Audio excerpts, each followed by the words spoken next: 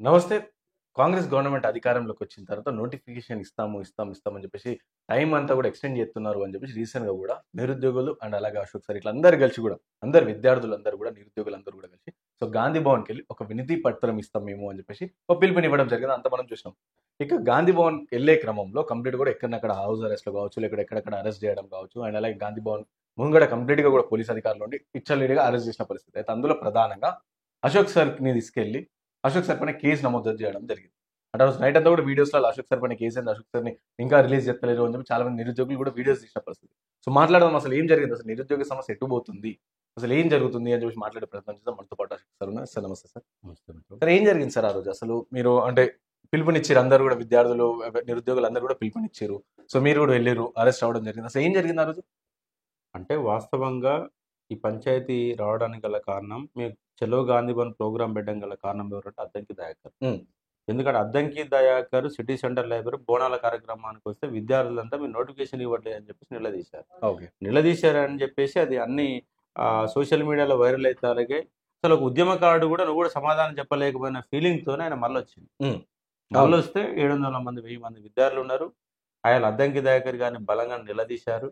Subject చెప్పారు, సమస్య చెప్పారు, పరిష్కార మార్గం కూడా చెప్పాడు. నేను కూడా ఆడ బలంగా నా వాణిని వినిపించాను. కాంగ్రెస్ గవర్నమెంట్ ఎన్ని ఉద్యోగాలు ఇచ్చింది, వాళ్ళు ఇచ్చిన ఉద్యోగాలకు ఎన్ని చెప్పుకుంటున్నారు, 5,000 ఉద్యోగాలు ఇచ్చేసి 60,000 ఉద్యోగాలు చెప్పుకుంటుంది కరెక్ట్ వేళ కాదు అంటే ఆయన 3 రోజులలో ముఖ్యమంత్రి గారిని కల్పిస్తా అని చెప్పారు. 29వ తారీఖు నాడు వచ్చాడు. జూలై 29వ తారీఖు నాడు వస్తే ఆయన లెక్క ప్రకారం 1వ తారీఖు 2వ తారీఖు కలిపియాలి. 1 పోయింది 2 పోయింది. మేము 11 వరకు టైం ఇస్తున్నాం, 11లో కలపండి. ఒకవేళ ముఖ్యమంత్రి గారితో కలిపితే మాత్రం మేము మా యొక్క చలో గాంధీ భవన్ విరమించుకుంటామని కూడా చెప్పినాం. ఆయన కలిపియలేకపోయిండు. ఇవాళ కూడా 13 అయిపోయింది, 14 అయిపోయింది. మళ్ళీ కొంతమంది పిల్లలు పోయి పర్సనల్గా పోయి కలిస్తే ఆగస్టు 15 వరకు కల్పిస్తా అన్నారు. ఇలా 14 తారీఖు ఇంతవరకు కల్పించింది ఏమీ లేదు. అద్దంకి దయాకర్ గనక రాకపోయి ఉంటే మీ చలో గాంధీ భవన్ అనే కార్యక్రమం ఉండేది కాదు. అద్దంకి సిటీ సెంటర్ లైబ్రరీకి వచ్చింది కాబట్టి మా సమస్య పరిష్కారం, పైగా మేము శాంతియుతంగా వస్తామని 100 సార్లు చెప్పినాం. మీరు అలా ప్రెస్ మీట్ లో కూడా మాట్లాడినప్పుడు కూడా మేము ముట్టడి కోసం వస్తలేము, యుద్ధానికి వస్తలేము, శాంతియుతంగా వినతి పత్రాలు తీసుకొని వస్తాం. సిటీ సెంట్రల్ లైబ్రరీ అయితే ఎంత ప్రశాంతంగా మేము ఉన్నామో అంతకంటే ప్రశాంతంగానే ఉంటాము. మాతో మంత్రులతో చర్చలు పెట్టండి, వినతి పత్రం ఇస్తాం, మా సమస్యలు చెప్పుకుంటాం, వాస్తవాలు ఏంటో చెప్తాం, మీరు ఇచ్చిన ఉద్యోగాలు ఏంటి చెప్తాం. ఎందుకంటే వాళ్ళు ఇచ్చిన ఉద్యోగాలన్నీ గత టీఆర్ఎస్ గవర్నమెంట్ లో నోటిచిన నోటిఫికేషన్లకి గత టీఆర్ఎస్ గవర్నమెంట్ ఉన్నప్పుడు చదువుకున్న విద్యార్థులకి ప్రయోజనం జరిగింది. మీరు కాంగ్రెస్ గవర్నమెంట్ అధికారంలోకి వచ్చినాక మీరు ఏ నోటిఫికేషన్ ఇవ్వకుండా విద్యార్థులు ప్రిపేర్ అయిన వాళ్ళకి ఎట్లా న్యాయం జరుగుతుంది? కాబట్టి తక్షణమే ఇవాళ ఖాళీలు ఉన్నవి ఎందుకు అంటే మీరే చెప్పినారు. ఫేజ్ 1లో ఇస్తామన్నారు, ఫేజ్ 2లో ఇస్తామన్నారు, డిసెంబర్ 9లో ఇస్తామని చెప్పారు. 2 లక్షల ఉద్యోగాలు ఇస్తామని చెప్పారు. ఒక్క ఉద్యోగం కూడా ఇవ్వలేదు. 5,000 డిఎస్ ఉద్యోగాలు కూడా వాళ్ళు కల్పించినవే. కానీ మీరు అధికారికంగా మీరు ఇచ్చిన నోటిఫికేషన్లు ఎన్ని ఉద్యోగాలు కాదు, నియామక పత్రాలు ఇచ్చేస్తే మీ ఉద్యోగం కాదు కదా. మీరు ఒకవేళ మీ 60,000 ఉద్యోగాలు లెక్క చెప్పుకోవాలనుకుంటే మీరు మేనిఫెస్టోలో కింద గమనిక రాసి 89,000 ఉద్యోగాలు టీఆర్ఎస్ గవర్నమెంట్ నోటిఫికేషన్లు ఇచ్చింది, ఆ నోటిఫికేషన్ సంబంధించిన నియామక పత్రాలు మాత్రమే మేము ఇస్తామని చెప్పేసి గమనికాన్ని పెట్టి ఒక అడ్వర్టైజ్మెంట్ కనుక పేపర్లు వస్తే కింద గమనిక షరతులు వర్తించను, మీరు కూడా అట్లా షరతులు వర్తించను అని చెప్పి కనుక వచ్చుంటే ఓటు వేయకపోవడం మీ ప్రతిపక్షాలు ఉంటోళ్ళు ఇలా మిమ్మల్ని అడగాల్సిన పరిస్థితి మాకు కూడా వచ్చే కర్మ పట్టేది కాదు. మీరు అధికారంలోకి వస్తే గొప్ప గొప్ప మాటలు చెప్తారు. రాహుల్ గాంధీని ఏ ఉద్దేశంతో పట్టుకొచ్చారు? సిటీ సెంటర్ లైబ్రరీ రాహుల్ గాంధీకి ఏం పని? రాహుల్ గాంధీ వస్తేనే ప్రశాంతంగా రావచ్చు, నిరుద్యోగులు వస్తే ఇబ్బంది అని చెప్పేసి బయట వాతావరణం ఖరాబ్ చేస్తారని ఏకంగా సిటీ సెంటర్ లైబ్రరీలలో నియంత్రణ బోర్డు కూడా పెట్టారు, హెచ్చరిక బోర్డు కూడా పెట్టారు. ఇంత దుర్మార్గం. అందుకే నేను చలో పీక్తారా బోర్డులు పీక్తారా లేదంటే చలో సిటీ లైబ్రరీ అని చెప్పేసి ప్రోగ్రామ్ నేను పిలుపునిచ్చిన తర్వాత అవన్నీ కూడా తొలగించడం జరిగింది. ఇవాళ విద్యార్థులు చాలా మంది సిటీ సెంటర్ లైబ్రరీలో చదువుకుంటున్నారు, ఓయిలో చదువుకుంటారు, కాకతీయ విశ్వవిద్యాలయం చదువుకుంటారు. ఏమంటున్నామంటే మా శాంతియుతంగా పోయిన వాళ్ళ మా పైన నేను బస్సు ఇట్లా దిగినో లేదు 1 నిమిషంలో తీసుకుపోయి ఎత్తేసి నన్ను వ్యాన్లో పడేశారు. అఫ్జల్ గంజ్ పోలీస్ స్టేషన్ లో రాత్రి 6:30 వరకు ఆనే కూర్చోబెట్టారు. తర్వాత ఏసీబీ గారితో మాట్లాడాలని చెప్పి తీసుకుపోయి ఆల్రెడీ మీ మీద ఎఫ్ఐఆర్ నమోదైందని చెప్పేసి section 351 class 1, section 352 class 3, section 318 class 4 అని చెప్పేసి 3 సెక్షన్ల కింద నా పైన కేసు పెట్టారు. ఎవరు పెట్టారు సార్? పోలీస్ అధికారులు పెట్టారు? ఎవరైనా పోలీస్ అధికారులు ఓటని కంప్లైంట్ ఇస్తాడు? ఓన్లీ డిస్టర్బ్ చేసినాం మనం, సోషల్ మీడియాలో మాట్లాడినాం. మరి రేవంత్ రెడ్డి రోజు అవాకు చవాకులు మాట్లాడుతున్నాడు, ఇష్టానుసారంగా తిడుతున్నాడు. ఇట్లా సోషల్ మీడియాను చూసి కేసు పెట్టాలంటే ఇప్పటికి రేవంత్ రెడ్డి మీద ఈ గవర్నమెంట్ వచ్చినాక 20 నెలలు అవుతుంది. 23 అంటే దాదాపుగా 600 కేసులు పెట్టాలి నీ పైన. మరి 600 కేసులు రేవంత్ రెడ్డి పైన పెట్టినా మరి రేవంత్ రెడ్డికి ఒక రాజ్యాంగం, నాకు ఒక రాజ్యాంగమా? నువ్వు ఇష్టానుసారం మాట్లాడి అవాకులు చవాకులు మాట్లాడితే నువ్వు ముఖ్యమంత్రి కాబట్టి మాట్లాడవచ్చు, సామాన్యుడు మాట్లాడడానికి వీల్లేదా? సోషల్ మీడియా మాట్లాడితే గత టీఆర్ఎస్ గవర్నమెంట్ 15 కేసులు పెడితే చివరికి వాళ్ళు ప్రతిపక్షంలో కూర్చున్నారు. ఇవాళ ఈ గవర్నమెంట్ వచ్చినాక ఇవాళ నా పైన 4 కేసులు పెట్టారు. ఈ గవర్నమెంట్ వచ్చినాక నా పైన 4 కేసులు పెట్టారు. ₹1 కోటి పరువు నష్టం దావోడు తెలంగాణ పబ్లిక్ సర్వీస్ కమిషన్ వేసింది. తెలంగాణ పబ్లిక్ సర్వీస్ కమిషన్ కూడా సరి అయినటువంటి విధానంగా వాళ్ళు వరకు నిర్వర్తించడం లేదు. ఎందుకంటే 10 ఏళ్లలో ఏం మార్పు వచ్చిందో సిలబస్ కమిటీ ఏర్పాటు చేశారు. తెలంగాణలో ఏం మారింది? తెలంగాణ రాష్ట్రం వచ్చినాక తెలంగాణ కోణంలో సిలబస్ ఏర్పాటు చేసి 25 మంది కమిటీ సభ్యులతో ఒక సిలబస్ తయారు చేస్తే వాళ్ళ మళ్ళీ మీరు సిలబస్ మారుస్తామని కమిటీ వేసి 3 నెలలు అవుతున్న వరకు ఒక మీటింగ్ పెట్టలేదు. తెలంగాణ పబ్లిక్ సర్వీస్ కమిషన్ ఇప్పటి వరకు విధి విధానాలు పోలే. వాళ్ళ బాలకృష్ణారెడ్డి ఆధ్వర్యంలో ఒక సిలబస్ కమిటీ ఏర్పాటు చేస్తే ఆయన ఇంతవరకు ఒక మీటింగ్ పెట్టలే. మరి ఎందుకు ఆయనకు ఉద్యోగం ఎందుకు? బాలకృష్ణారెడ్డికి ఏం చేయడానికి ఉన్నాడు బాలకృష్ణారెడ్డి? బట్ ఆయన ఎమ్మడే సిలబస్ కమిటీ ఎమ్మడే తక్షణమే సిలబస్ రిలీజ్ చేయండి, తక్షణమే ఉద్యోగాలు ఇవ్వండి. నువ్వు సిలబస్ కమిటీ రిలీజ్ చేయవు, ఒక నోటిఫికేషన్ ఇవ్వవు. ఇక్కడ తక్షణమే ఏం డిమాండ్ చేస్తున్నాం అంటే మీరు ఎట్లా 2 లక్షల ఉద్యోగాలు మీ వల్ల కాదు, అసలు మీ పరిపాలన రావడం లేదు. కాబట్టి ఈ ముఖ్యమంత్రి అన్ఫేర్ క్యాండిడేట్, ఈయనకు పరిపాలించే అర్హత 1% కూడా లేదు. కాబట్టి నీ గనక పర్సెంట్ గనక ఉంటే, నువ్వు పరిపాలన అనుభవం పూర్వం అనుకుంటే నీ 2 లక్షల ఉద్యోగాల తక్షణమే జీపీఓకి సంబంధించి ఒక 6,000 ఉద్యోగాలు ఖాళీలు ఉన్నాయి. 11,000 వేశారు. 10,954 ఉద్యోగాలు ఖాళీలు ప్రకటన చేశారు. దాంట్లో పాతోళ్ళని తీసుకున్నారు. ఆ పాతోళ్ళు 5,000 ఉద్యోగాలు ఉన్నాయి. కొత్త వాళ్ళకి 6,000 ఉద్యోగాలు, తక్షణమే 6,000 ఉద్యోగాలు భర్తీ చేయండి. పవర్ సెక్టర్లో 5,365 ఉద్యోగాలను అవి భర్తీ చేయండి. గ్రూప్ 1, గ్రూప్ 2, 3 సంబంధించి పాత నోటిఫికేషన్ సంబంధం లేకుండా కొత్తవి ఎమ్మటే జారీ చేయాలని డిమాండ్ చేస్తా ఉన్నాం. అలాగే పోలీస్ రిక్రూట్మెంట్ బోర్డు సంబంధించి కూడా గత గవర్నమెంట్ లో దాదాపు 2 సంవత్సరాల ముందు నోటిఫికేషన్ వస్తే దాన్ని వాళ్ళు ఫిలిమ్స్ పెట్టి, మెయిన్స్ పెట్టి, గ్రౌండ్స్ పెట్టి చివరికి నియామక పత్రాలు మీరు మాత్రం నియామక పత్రాలు ఇచ్చారు. వాళ్ళ ట్రైనింగ్ అయిపోయింది. పాత వాళ్ళంతా ఉద్యోగాల్లో జాయిన్ అయ్యారు. దాంట్లో ఇచ్చిన నోటిఫికేషన్ ఏమి లేదు. కాబట్టి గత గవర్నమెంట్ ఒక 2 years అవుతుంది, ఈ గవర్నమెంట్ 20 ఏళ్ళు దాటింది. కాబట్టి 3.5 సంవత్సరాలు అవుతుంది దాదాపుగా. కాబట్టి 3.5 సంవత్సరాల నుంచి పోలీస్ రిక్రూట్మెంట్ నోటిఫికేషన్ లేదు.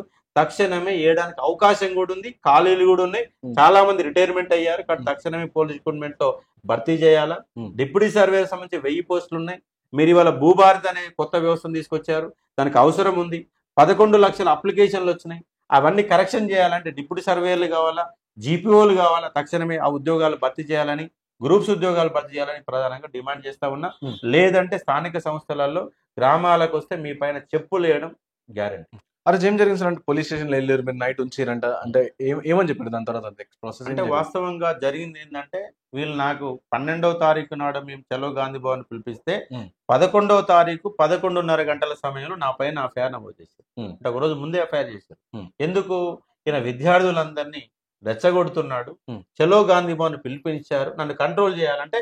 వాస్తవంగా నైట్ చేసి నన్ను దొరకల, దొరుకుంటే నన్ను ఒక రోజు ముందే తీసుకుపోయి నన్ను మొత్తం జైల్లో పడేయాలనే ఉద్దేశంలో ఉన్నారు.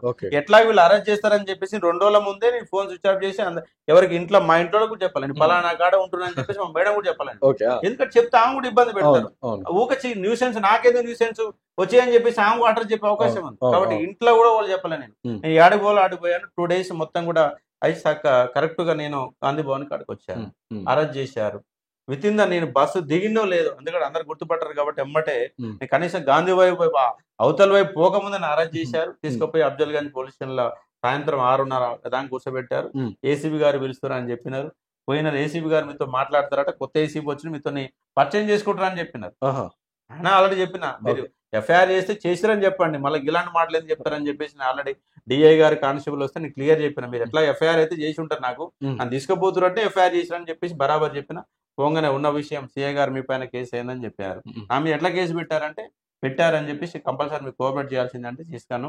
రాత్రి 7:30 గంటల సమయంలో నన్ను కింగ్ కోర్ట్ ఆసుపత్రి తీసుకుపోయి నన్ను, ఎందుకంటే ఎప్పుడైనా రిమాండ్ చేసే ముందు ఖచ్చితంగా ఆసుపత్రి యొక్క డాక్టర్ల యొక్క వైద్యుల యొక్క సూచన మీదకి ఆరోగ్యంగా ఉన్నంటేనే తీసుకోవడానికి అవకాశం ఉంటుంది. కింగ్ కోటి ఆసుపత్రులు నాకు మొత్తంగా టెస్టులన్నీ చేపించి corona test, BP test, sugar test, అన్ని రకాల టెస్టులు చేపించి ఈయన ఫుల్ఫిల్ గా ఉండని చెప్పేసి డాక్టర్ సర్టిఫికేట్ ఇచ్చిన తర్వాత తీసుకుపోయారు.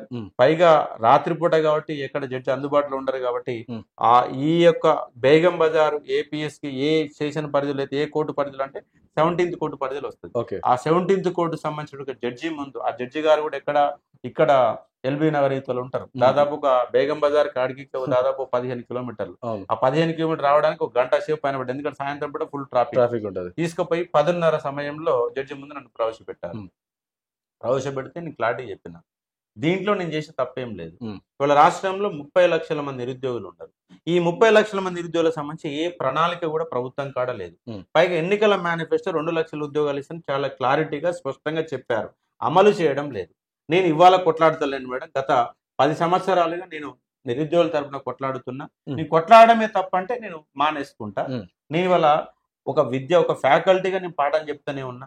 నిరుపేద విద్యార్థులకు అవసరమైన సందర్భాలలో తక్కువ ఇవాళ మార్కెట్లో ఆన్లైన్ ఫీజునే ఒకప్పుడు 20-25 వేల రూపాయల ఫీజులని వాళ్ళ కిందికి 1000 రూపాయలకు 2000 రూపాయలు 3000 రూపాయలు తగ్గుతుందంటే దానికి గల కారకులు ఎవరంటే అశోక్ సారే.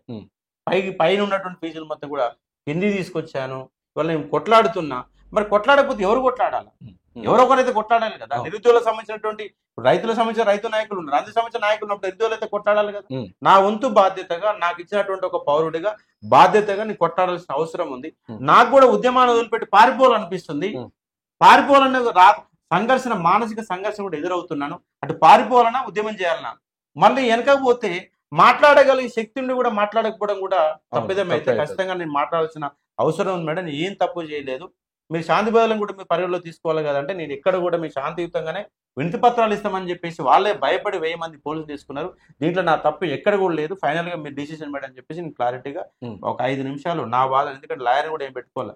ఏమైతే అది పంపిస్తే పంపిణీ రిమాండ్ నేను కూడా పంపిస్తానే మానసి అంటే నేను ఆల్రెడీ ఫిక్స్ అయిపోయినా. ఫిక్స్ అయితే పంపిస్తారు, ఎట్లా పంపిస్తే పంపి అని చెప్పేసి నా వంతుగా నేను చెప్పాల్సింది అయితే జడ్జి గారు చెప్పాను. జడ్జి గారు మరి ఎట్లా కన్విన్స్ అయ్యారా ఏదో తెలియదు కానీ మొత్తంగా ఏంటైతే ఆయన నిరపరాధ అని చెప్పేసి వాళ్ళు ఒప్పుకోవడం జరిగింది. నాకు 2 షూరిటీలు అంటే కేసే ఉంటది కాకపోతే రిమాండ్ కాదు. 10,000 రూపాయల రిమాండ్ అంటే 2 షూరిటీలు పెట్టుకొని మీరు ఇచ్చుకోండి అని చెప్తే నిన్న మొత్తం కూడా కోర్టులో 5 గంటల వరకు నేను కోర్టులోనే ఉన్నా. 5 గంటల వరకు కోర్టులో ఉండి షూరిటీ సబ్మిట్ చేసి రావడం జరిగింది. మళ్ళీ ఇప్పుడు అదనపు ఇంకో కేసు అయింది, 19 కేసులు. వీళ్ళు కూడా పోలీసులు కూడా ఎట్లా తయారయ్యారంటే రాజకీయ నాయకులు బానిసలుగా తయారయ్యారు. వీళ్ళకి స్వేచ్ఛ అంటూ లేకుండా అయిపోయింది. పైకి వెళ్ళి సిపి ఆదేశాలు ఇస్తాడు, సిపి డీసీపీకి వస్తాయి, డీసీపీ ఏసీపీకి వస్తుంది, ఏసీపీ సిఐకి వస్తుంది, సిఐ ఆధ్వర్యంలో కేసు పెడతారు. అంటే మీకు స్వేచ్ఛ లేదా? మీరు ఎందుకు చదివారు అంత మాత్రం చదువులు? మీరు ఎందుకు వాళ్ళకి ఊడిగం ఎందుకు చేస్తున్నారు? డిపార్ట్మెంట్ వాళ్ళు ప్రభుత్వానికి ఎందుకు ఊడిగం చేస్తున్నారు? ఎందుకు భయపడుతున్నారు? ఉద్యోగాలు ఇవ్వలేదు క్వశ్చన్ మీకు కూడా తెలుసు కదా. మీరు ప్రిపేర్ అయిన వాళ్ళు, ఐఏఎస్ ప్రిపేర్ అయిన వాళ్ళే, ఎస్ఐ కానిస్టేబుల్ ప్రిపేర్ అయిన వాళ్ళే, గ్రూప్ 1 ప్రిపేర్ అయిన వాళ్ళే. నిరుద్యోగుల బాధలు తెలుసు. నిరుద్యోగుల పైన ఎందుకు ఇంత దమనకాండని పోలీసు వాళ్ళు చేస్తున్నారు? బయట కనబడితే పోలీసు వ్యాన్లు పెడతారు, సిటీ సెంటర్ లైబ్రరీలో వ్యాన్లు పెడతారు. చిన్న అలికిడైతే చాలు ఉరుకొస్తారు. ఏదో దేశద్రోహులు అన్నట్టు పొద్దుగాల 7 కాడికే వచ్చేసి స్టేషన్ ఇంటి ముందు కూర్చొని పోలీసులను పెడతారు.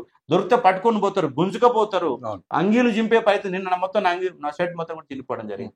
ఎందుకు ఇంత పోలీసులు ఎందుకు అరాచకం చేస్తున్నారు? మీరు భయపడకండి. మీది గవర్నమెంట్ ఉద్యోగం, రాజ్యాంగబద్ధంగా మీరు పనిచేస్తున్నారు కాబట్టి మీరు ప్రభుత్వానికి బానిసలుగా మారకండి.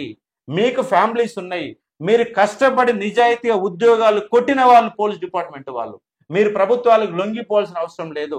మీ జీతం మీకు వస్తుంది కాబట్టి మీరు టెన్షన్ పడకుండా మమ్మల్ని టెన్షన్ పెట్టకండి, ఇబ్బందులు పెట్టకండి. నిరుద్యోగ సమస్య తాండవిస్తుంది.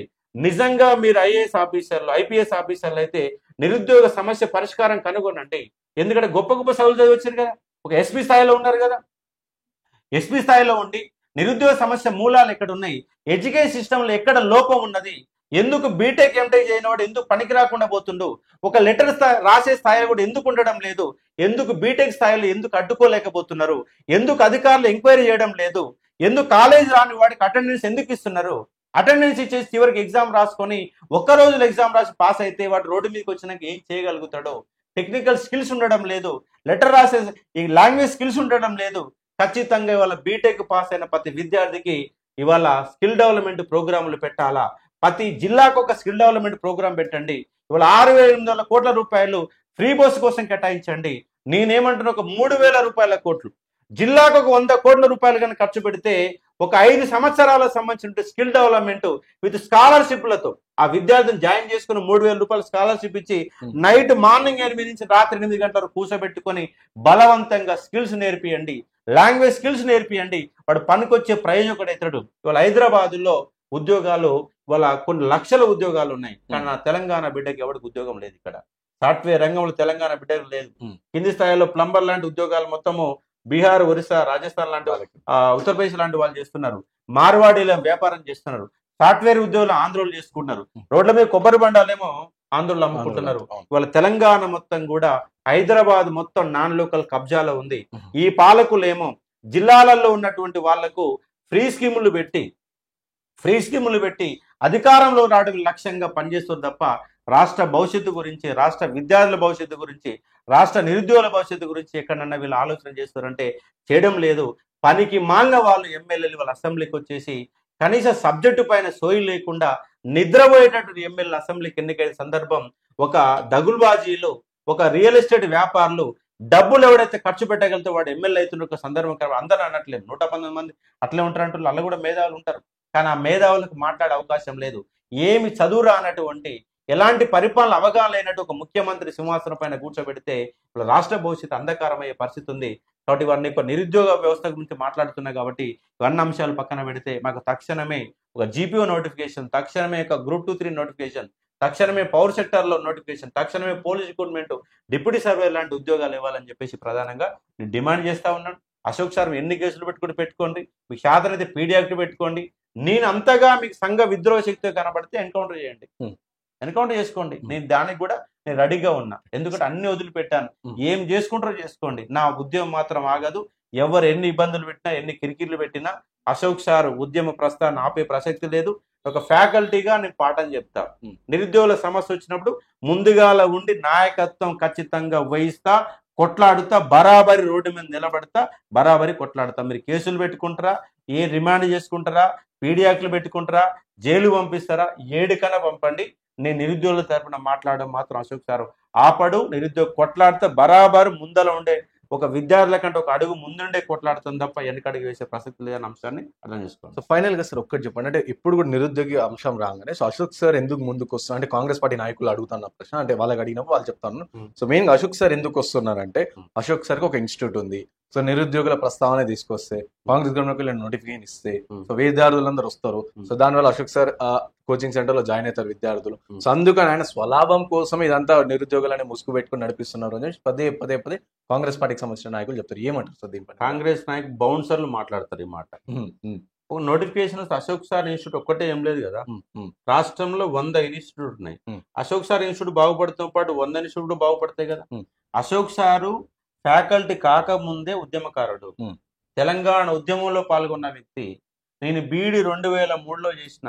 నా బీఈడి క్లాస్మేట్స్ ని మీకు ఎవరన్నా గుర్తు వస్తే అడగండి, అశోక్ సార్ ఉద్యమకారుడా కాదు వాళ్ళు చెప్తారు.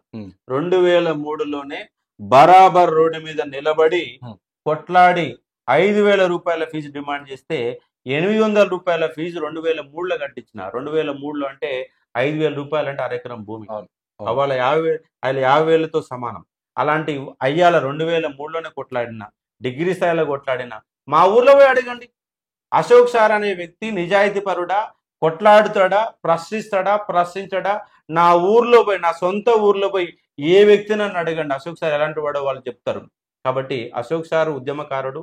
వాళ్ళ అశోక్ సార్ ఇవాళ ఇన్స్టిట్యూట్ పెట్టుకోవచ్చు, ఇవాళ ఫ్యాకల్టీ కావచ్చు, కానీ ఫ్యాకల్టీ కంటే ముందే అశోక్ సార్ జర్నలిస్టు, ఫ్యాకల్టీ కావడం కంటే ముందు ఉద్యమకారుడు, ఫ్యాకల్టీ కాకముందే ఉస్మాన్ యూనివర్సిటీలో జర్నలిజం చేసినటువంటి ఒక విద్యార్థి, ఉస్మాన్ యూనివర్సిటీలో తెలంగాణలో ఉద్యమంలో బలంగా పాల్గొన్న వ్యక్తి, జర్నలిస్ట్ గా ఉండి సకల జనుల సమ్మె జరిగేటప్పుడు ఒక రోజు మొత్తం నిరాహార దీక్షలో పాల్గొన్న వ్యక్తి. కావాలంటే నా ఫోటోలు కూడా చూపిస్తాను నీకు.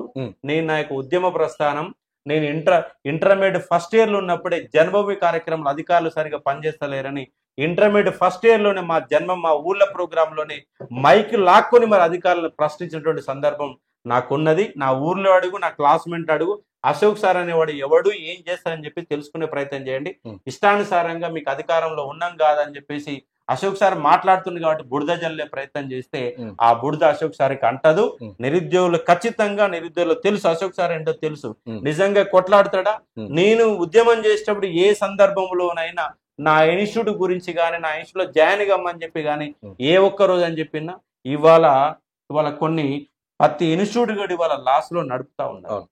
విద్యార్థుల నోటిఫికేషన్లు వస్తే విద్యార్థుల న్యాయం జరుగుతుంది, ఇన్స్టిట్యూట్ న్యాయం జరుగుతుంది, టిఫిన్ సెంటర్ వాళ్ళకి న్యాయం జరుగుతుంది, బుక్ సెంటర్ల వాళ్ళకి న్యాయం జరుగుతుంది, హాస్టల్ వాళ్ళకి న్యాయం జరుగుతుంది. నాటోళ్ళు అశోక్ సార్ ఒకటే కాదు కదా. మీరు ఉద్యోగాలు ఇవ్వమంటే ఉద్యోగాలు ఇవ్వ కూడా నాటకాలు ఆడుతూ ఏవో గందరగోళం చేసే ప్రయత్నం. దమ్ము ధైర్యం ఉంటే మాట్లాడే సిగ్గులేని ముండా కొడుకులారని చెప్తున్నా. మీకు శాతనైతే ఉద్యోగాలు వేపియండి, బురద జల్లడం కాదు. మీకు దమ్ము శాత ఏయడం శాత కాదు, ఏమి శాత కాదు, పైగా బురదలాడడానికి సిద్ధంగా ఉంటారు. కాబట్టి ఈ బౌన్సర్లకు ఒకటే చెప్తా ఉన్నా, మీకు సిగ్గు శరము లజ్జ ఏమైనా ఉంటే విద్యార్థుల మీద వ్యతిరేకంగా మాట్లాడడం కాదు. వీడు ఈ పార్టీకి సంబంధం, వాడు ఆ పార్టీకి సంబంధం, వీళ్ళు పెయిడ్ ఆర్టిస్టులను మాట్లాడే పదాలు పక్కన పెట్టి మీకు శాతనైతే మీ యొక్క ఎన్నికల మేనిఫెస్టోని అమలు చేయి. అప్పుడు నీ దమ్మేందో నీ సక్కదని తెలుస్తుంది. ఇష్టానుసారిగా మాట్లాడొద్దని చెప్పి స్పష్టంగా హెచ్చరిస్తా ఉంటాడు. Thank you sir, thank you so much for